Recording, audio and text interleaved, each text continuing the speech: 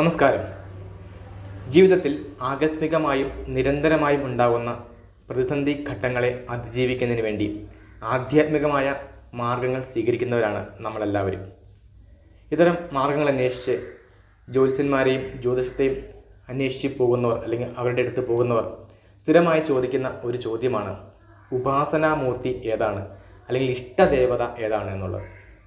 എങ്ങനെയാണ് ഒരാളുടെ ഉപാസനാമൂർത്തി ഏതാണെന്ന് കണ്ടെത്തുക, അല്ലെങ്കിൽ ഏത് ദേവതയെ ഉപാസിച്ചാലാണ് ഒരാൾക്ക് ജീവിതത്തിൽ അഭിവൃദ്ധി ഉണ്ടാകുമെന്ന് മനസ്സിലാക്കുക,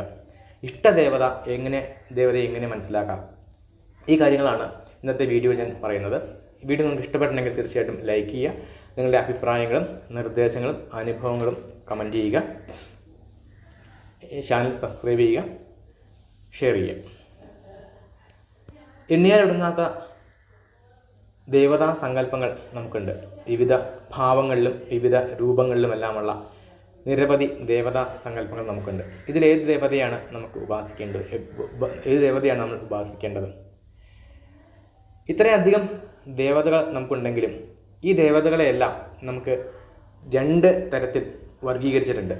എല്ലാ ദേവതകളെയും ചേർത്തിട്ട് നമ്മൾ രണ്ടായിട്ട് തരംതിരിച്ചിട്ടുണ്ട്. അല്ലെങ്കിൽ രണ്ട് തരത്തിലുള്ള ദേവതകളാണ് നമുക്കുള്ളൂ. ഒന്ന് രൗദ്ര ദേവതകളും മറ്റൊന്ന് സൗമ്യ ദേവതകളും. ഏത് ദേവതകളും ഇങ്ങനെയായിരിക്കും, രൗദ്ര ദേവതകളും സൗമ്യ ദേവതകളും. ബാക്കി എല്ലാ ദേവതകളും ഈ രണ്ട് രൗദ്രത്തിൻ്റെയോ അല്ലെങ്കിൽ സൗമ്യതയുടെയോ കോമ്പിനേഷനുകളായിരിക്കും. ഇങ്ങനെയുള്ള ദേവതകളാണ് നമുക്കുള്ളൂ. ഇനി ഇതിലേതിനെയാണ് നമ്മൾ ഉപാസിക്കേണ്ടത്? ആധുനിക മനഃശാസ്ത്രം അനുസരിച്ച് മനുഷ്യന് വ്യത്യസ്തങ്ങളായിട്ടുള്ള സ്വഭാവങ്ങളുണ്ട്. ഓരോ മനുഷ്യനും വ്യത്യസ്തരാണ്. ഓരോ മനുഷ്യർക്കും വ്യത്യസ്തങ്ങളായിട്ടുള്ള സ്വഭാവ സവിശേഷതകളുണ്ട്. ഒരു വ്യക്തി മറ്റൊരു വ്യക്തിയിൽ നിന്നും വളരെയധികം വ്യത്യസ്തനാണ്. അങ്ങനെയുള്ള ഒരുപാട് വ്യത്യസ്തങ്ങളായിട്ടുള്ള ഗുണങ്ങൾ മനുഷ്യർക്കുണ്ട്. പക്ഷേ എങ്കിലും മനുഷ്യരെയും പൊതുവായിട്ട് ഇതുപോലെ രണ്ടായിട്ട് തരംതിരിച്ചിട്ടുണ്ട്. രണ്ട് തരത്തിലുള്ള ആളുകളായിട്ടാണ് മനുഷ്യൻ്റെ സ്വഭാവ ഘടനയനുസരിച്ച് രണ്ട് തരത്തിലുള്ള ആളുകൾ ഉള്ളതായിട്ടാണ് മനഃശാസ്ത്രം തരംതിരിച്ചിരിക്കുന്നത്. ഒന്ന്, ഭയം ഉള്ളവർ, ഡെത്ത് ഭയം എന്ന് വെച്ചാൽ മരണഭയമാണ്. പക്ഷേ മരിക്കുമോ എന്നുള്ള ഭയം മാത്രമല്ല, എല്ലാ കാര്യങ്ങളോടുമുള്ള ഭയം.